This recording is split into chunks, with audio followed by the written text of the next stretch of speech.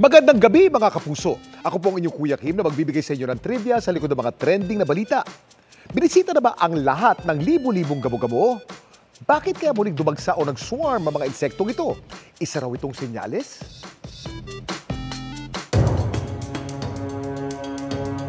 Ganito rin ba ang mga eksena sa inyo nito mga nakaraang araw? Kung saan ang mga poste sa kalsada, volleyball court, pati loob ng bahay, dinagsa ng libu-libong mga gamo-gamo? There's really no way to stop termites from swarming. Once they swarm, useless yung effort na hulihin mo sila. Kaya nga naging motto tuloy ng iba, gaya ni SAR, if you can't beat them, join them.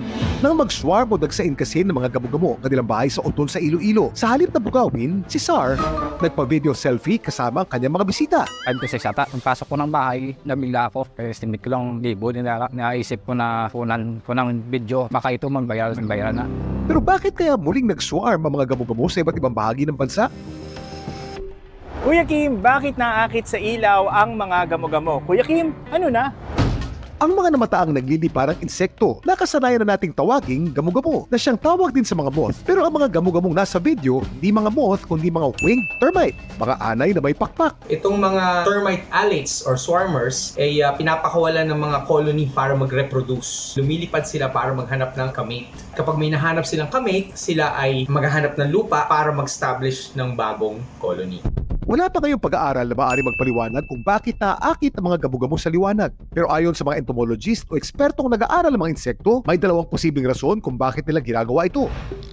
Una, maaaring ginagamit nila ito para mag-navigate.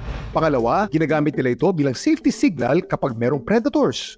Ang kanila namang pag-swarm o paglabas nito mga nakaraang araw, isang senyales na patapos ng tag-araw. Pinakahihintay ng mga anay na magsisimula na ang wet season kasi sa ganitong time, pag nag-swarm sila, mas mataas ang moisture at saka relative humidity. Mas mataas ang chance nila na mag-survive.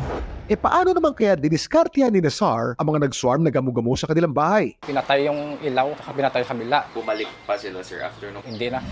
May isa pang simpleng hack o diskarte para goodbye flying anay sa ating mga bahay.